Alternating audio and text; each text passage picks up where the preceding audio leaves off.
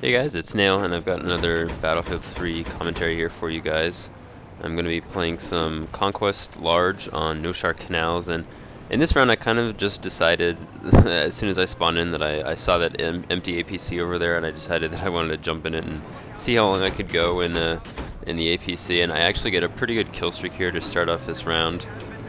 So the round itself actually lasted a pretty long time. I think it was close to 20 minutes long, so I ended up having to cut out a good half of the round. So most of what you're going to see in this video is going to be the vehicle gameplay, just because I kind of I made an effort in this round to just try to use the APC in particular for the most part, and just try to get some good gameplay with that. And I actually ended up with a pretty good kill-death ratio at the end and a pretty good score, even though I actually joined this round a little bit late. So I hope you guys enjoy the vehicle gameplay. It's something that I don't often do, at least for a full round, and sort of along those lines, I thought I'd talk just a little bit about vehicles, because I made a commentary in the past giving some general vehicle tips, but I thought in this video I could talk a little bit more about vehicles and about the APC, or the Infantry Fighting Vehicle in particular, because that's what you're going to see me use in this for basically this entire gameplay.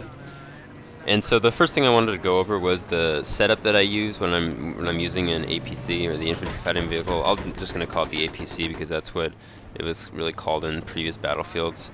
But anyways, so the unlocks that I'm using are proximity scan, the anti-tank launcher. I don't know exactly what it's called. It's like the ATGM Launcher, something like that. But it's like an anti-vehicle missile basically. And I also have the smoke unlock equipped, and that's a pretty standard loadout. It's not something kind of unique. I generally err on the side of caution when I'm using vehicles. That's why I do keep smoke equipped, because while you're not going to run into somebody who's using a javelin every round, when you do happen to run into somebody using a javelin, or if there is somebody trying to lock onto you, then I just find smoke is really good to have there as that extra safety measure. And I mean, it can also be helpful as just kind of distracting the enemy, or if you're in a vehicle battle, you can use smoke to try to help you get away, or you can try to distract the enemies that are maybe trying to shoot RPGs at you or something. So, like I said, it's not something that I'm going to be necessarily using every single round, but when I do need to be able to make that quick getaway, or when I do need to kind of play defensively, it really can come in handy, and it really can make the difference between keeping the vehicle alive and between me having to bail out, or between my vehicle getting destroyed. So especially for somebody, if you're somebody that doesn't use vehicles that often, I would recommend using smoke, just because it'll give you that extra safety net basically if you do run into a situation where you're getting locked onto. And I mean, I personally like to be able to keep the vehicle that I'm in at as high health as possible, and so if I can avoid getting hit by anything, I mean, even if I'm running engineer and I can just jump out and repair, I'd rather be able to avoid getting shot at in the first place, or getting hit in the first place, as opposed to just having to take the time to get out of the vehicle and repair, and just kind of making myself a little bit vulnerable and kind of exposing myself. So along those same lines, I also really like the proximity scan unlock. I think it's really helpful, and I'm kind of surprised when I see people not using it, because I think it's a really powerful unlock, and especially for someone like me who I rely on my minimap quite a bit when I'm playing, and I almost always look at that and use it to figure out where the enemy is. So right there, actually, you just saw what happened was the proximity scan picked up those two guys to my left, of the tank, and I realized that I wasn't going to be able to take them out with the main gun of the APC, and so what I did was I actually turned my gun to the left, and this is something that I didn't know for a while, but it actually works, and it's a good way to just determine which side of the tank you want to get out of if you do need to repair or something, or if there's somebody who's running toward your tank with C4, like in that situation. And so what I was able to do was I turned the gun to the left, to my left, and I got out right behind those two enemies, and I was able to pick them off right as they were trying to C4 my tank and destroy it. So I was able to save myself there, and that actually happens quite a bit. And people love to try to chase you down with C4. A lot of people do that, and so having the proximity scan there just to watch your back is extremely helpful. And every once in a while I'll try using like reactive armor or something, and I actually don't have reactive armor unlocked yet, I think, for the APCs, but for the main battle tanks, I sometimes will try using the reactive armor, and I just find not having that proximity scan to help me sort of stay aware of what's around me. It really messes me up. So it's definitely something that I would recommend using.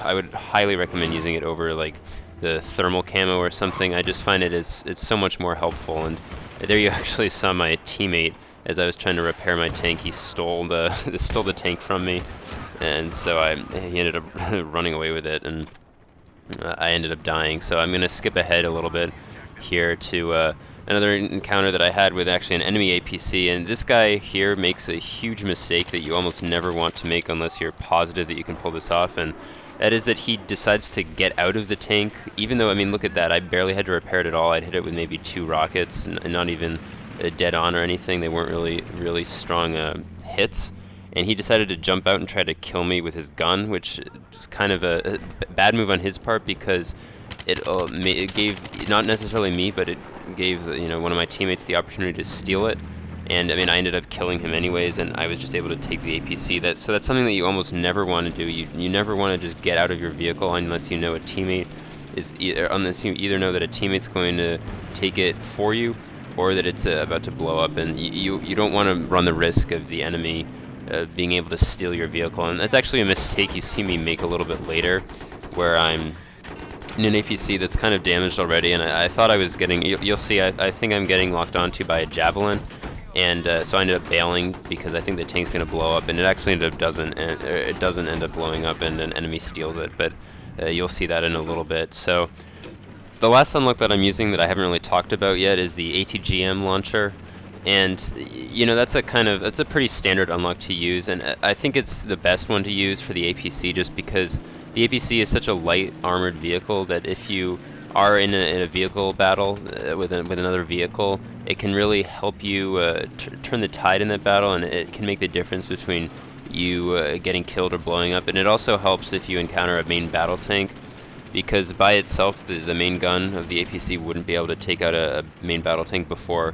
it blows you up, but the ATGM launcher can help turn the tide in those situations. And I've never really found the need to use like the little machine gun that you can equip to the APC.